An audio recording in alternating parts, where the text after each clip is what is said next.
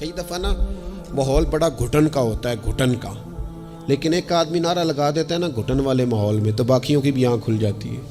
شدید گھٹن کے ماحول کے اندر ایک بندہ کہتا نا تھوڑا سا لنگر ہے یار، باقی کھانا پکتے تک آؤ نا میرے ساتھ بیٹھو، تو وہ لوگوں کو نا ہمت دیتا ہے، وہ جذبہ دیتا ہے۔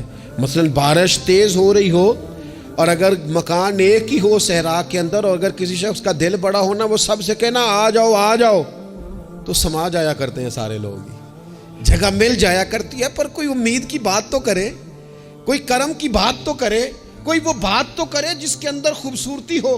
جنگ احد میں شدید آزمائش کا ماحول بن گیا اور حالات کچھ اور طرح کے ہو گئے۔ ہوا کیا، صحابہ کرام علیہم رضوان کبھی کمزور نہ پڑتے، لیکن ایک خبر اڑا دی گئی، ایک سیاسی چال چلی گئی۔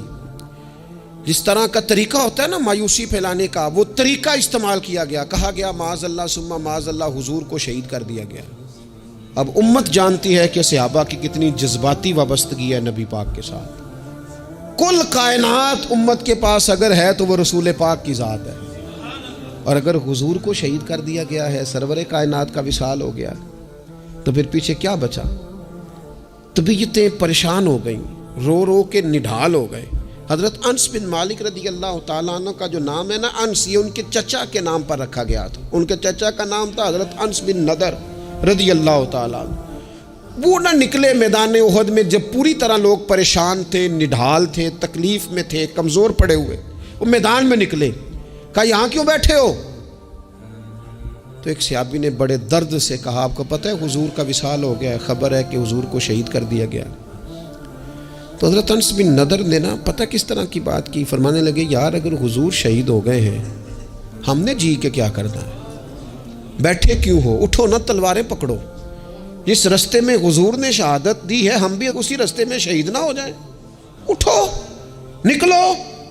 آپ نے اس جذبے کا اظہار کیا کہ جن کی تلواریں سائڈ پہ پڑی تھی انہوں نے بھی جلدی سے تلواریں اٹھا لی، اللہ اکبر کہہ کے میدان میں کودے، اور ان کے لفظوں میں اتنی طاقت تھی کہ جان پڑ گئی۔ صحابہ کہتے ہیں مجمع میں حضرت انس بن نضر کہنے لگے ادھر آؤ، ادھر دوڑ کے آؤ، مجھے تو وہ دیکھو احد پہاڑ کے اندر سے جنت کی خوشبو آ بھی رہی ہے، وہ دیکھو چند قدموں پہ جنت ہے، دیکھو۔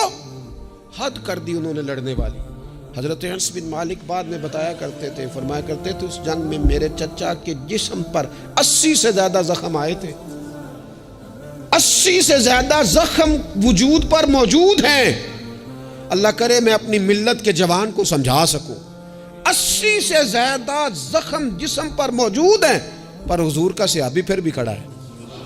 تو ایک زخم برداشت نہیں کر سکا اور گر گیا ہے، زخم پہ زخم کھا کے جی، خونے جگر کے گھونٹ پی، آہ نہ کر لبوں کو سی، یہ عشق ہے کو دل لگی نہیں۔ تو ذرا چل نا اس سارے سفر میں، تو تھوڑا سا نا بیڑیوں سمیت سفر طے کرنے کا مزاج بنا نا، ذرا تپتے ہوئے صحرا پر تیرے پاؤں جلیں تو پھر تجھے پتہ چلے گا کہ سفر کس طرح ہوتا ہے۔ یہ نا امیدی کا مزاج نہیں، یہ اس طرح کی طبیعت نہیں جو ہماری تمام سیاسی جماعتوں نے ملک کے اندر افراتفری پھیلا دی ہے اور پریشانی کر دی ہے۔ ہمیں ہمت کے ساتھ، ہمیں جذبے کے ساتھ، ہمیں شوق کے ساتھ ایک دوسرے کو بحال کرنا ہے۔ نبی پاک علیہ السلام نے فرمایا شوربہ زیادہ پکا لیا کرو، پڑوسی کو بھی شامل کر لیا کرو۔ فرمایا ایک کا کھانا 2 کھا لیں گے، 2 کا کھانا 3 کھا لیں گے، 4 کا کھانا 6 کھا لیں گے۔ ایک دوسرے کا بازو تھامو، ایک دوسرے کے لیے دروازہ کھولو۔ میرا رب تو بڑا کریم ہے، جیسے جیسے ہی بندے ایک دوسرے پہ مہربانی کرتے جاتے ہیں اللہ سب پر رحمت فرماتا ہے۔